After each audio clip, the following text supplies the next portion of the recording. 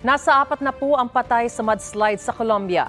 Pinangangambahan naman ng mga residente ang pagputok ng mga bulkan sa Indonesia at Iceland. Papasada na UB Express Overseas. Kumukulong lava ang nakunan mula sa bunganga ng isang bulkan sa Iceland.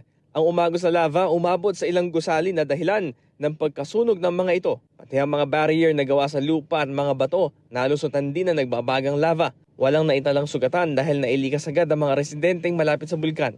Dahil sa nagpapatuloy na aktibidad ng bulkan, pansamantala munang isinara ang sikat na Blue Lagoon doon.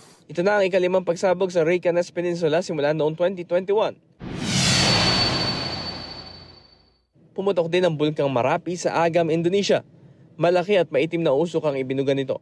Nabalot ng abo ang mga katabing bahay, sasakyan at mga pananim. Nagsuot ng face mask ang mga residente malapit sa bulkan dahil sa pangamba sa kanilang kalusugan. Pila-pila na rin ang ilan sa kanila sa isang clinic para magpa-check up.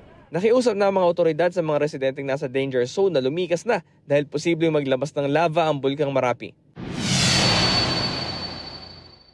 Hindi bababa sa 4 na po ang patay dahil sa mudslide sa Choco, Colombia. Nasa 30 ang sugatan. Nilamon na makapal na putik ang mga sasakyan sa highway. Patuloy ang search and rescue operations ng mga otoridad. Nangyari ang mudslide kasunod ng malakas na pag-uulan. Ito ang unang balita, Bam Alegre para sa GMA Integrated News.